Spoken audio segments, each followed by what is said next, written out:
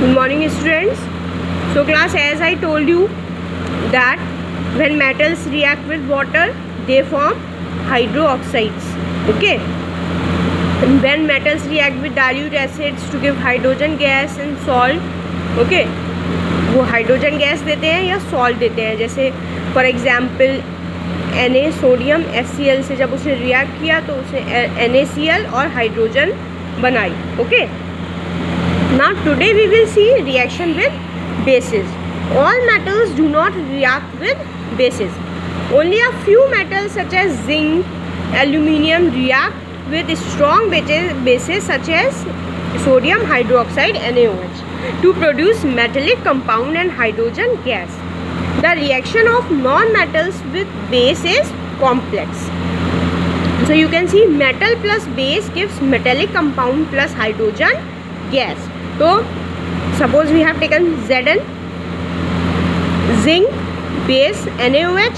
So Zn plus 2 NaOH gives 2H plus 2H2O gives sodium zincate. As I told you base के साथ थोड़ा सा complex हो जाती है रिएक्शन. तो Na2 and ZnOH4 plus hydrogen gas. Okay. So metals with basis they it is little bit complex.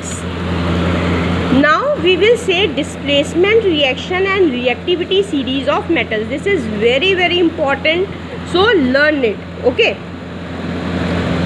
First is सबसे reactive metals: potassium, sodium, barium, calcium, magnesium, aluminium, zinc, iron, nickel, tin, lead.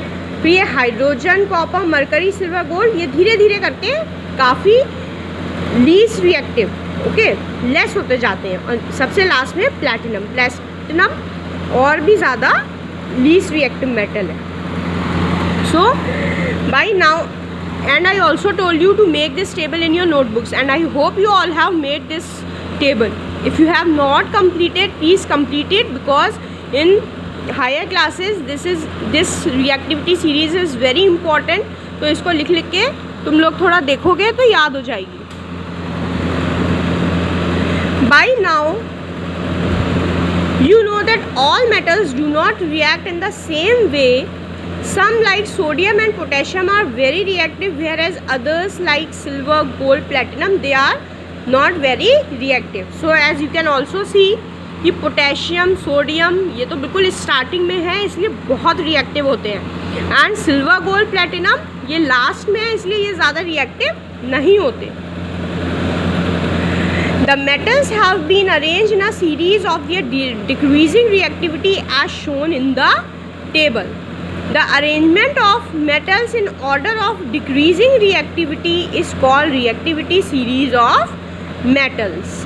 The most reactive metal is placed on top and the least at the bottom. So we know that potassium is on first, so it is very reactive, and platinum is at last, so it is least reactive.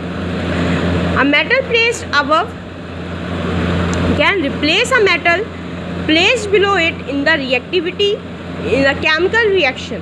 Similarly, if a metal is placed below any metal in the reactivity series, it cannot replace it in the chemical reactions. तो हमें पता है जो सबसे जो ऊपर metals जितने हैं वो नीचे के जो लेस रिएक्टिव मेटल्स हैं उनको रिप्लेस भी कर सकता है.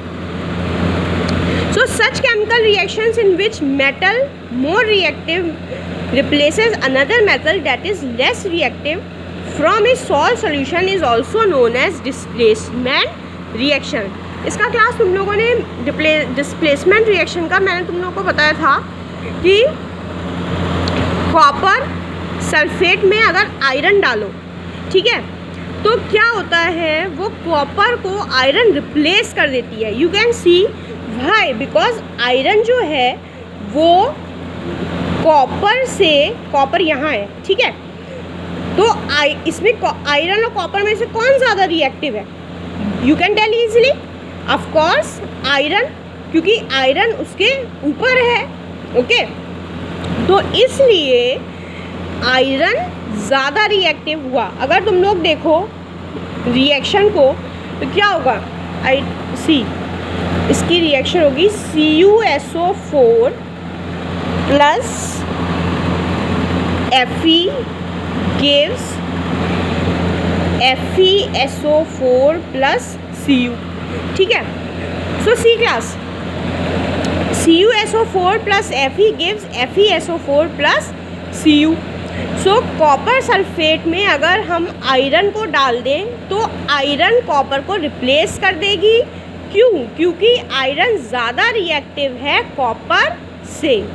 इसीलिए क्लास इसी रिएक्शन को हम लोग डिस्प्लेसमेंट रिएक्शन भी कहते हैं, क्योंकि यहाँ आयरन ने कॉपर को रिप्लेस करके अपनी जगह ले ली FeSO4, जिसका फॉर्मूला है आयरन सल्फेट.